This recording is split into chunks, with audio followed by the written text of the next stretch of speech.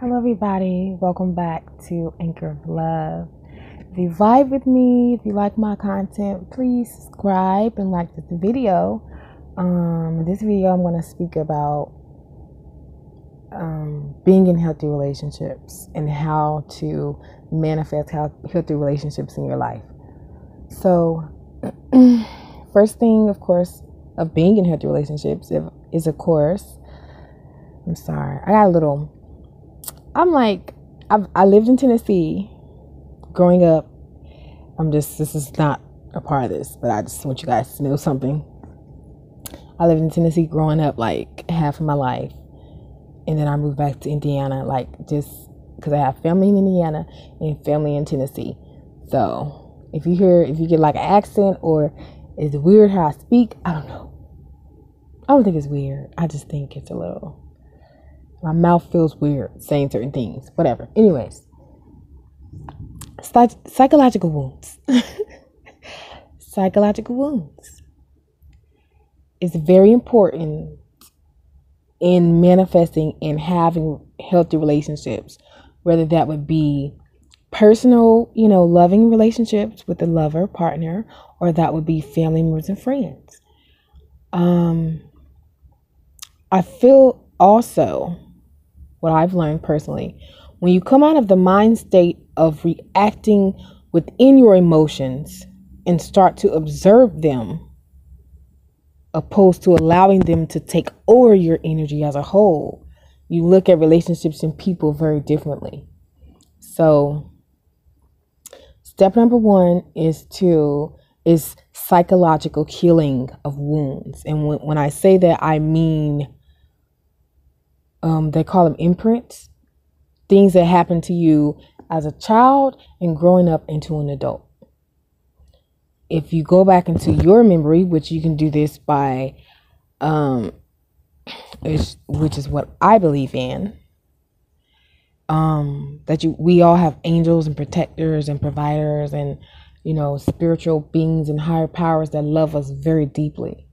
And the goal always with us is to live in our higher self, to live in our souls, to be of love, to be the highest of energy, which is always, I believe, is love. So step one is to address your psychological wounds. And let me tell you, this is really it can be a daunting thing to go through, because at the point at which you have to look at yourself, and I mean really look at yourself, this will be a good time to have journals, because you must journal what is happening, what you're going through. I would suggest writing in the sense of you healing from these things. Like, I am now forgiving myself for allowing myself to give my energy, so much of my energy, to other people. I forgive my father for not being in my life the way that I desire him to be, growing up. As an adult, how does that affect you in your life now?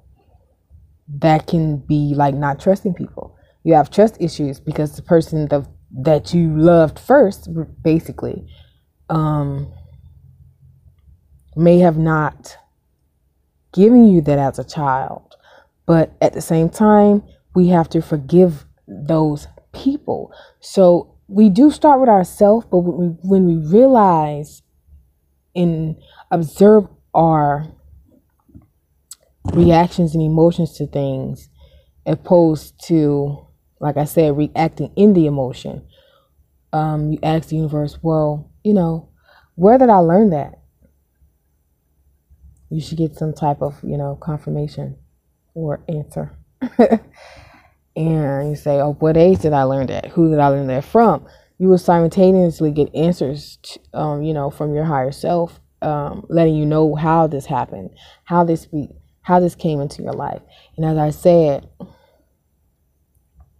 for me, I had daddy issues, but I allowed myself to come from the mind state of accepting them, of loving them regardless, because we as human beings, as regardless, we cannot be mad at someone for what they knew in that moment.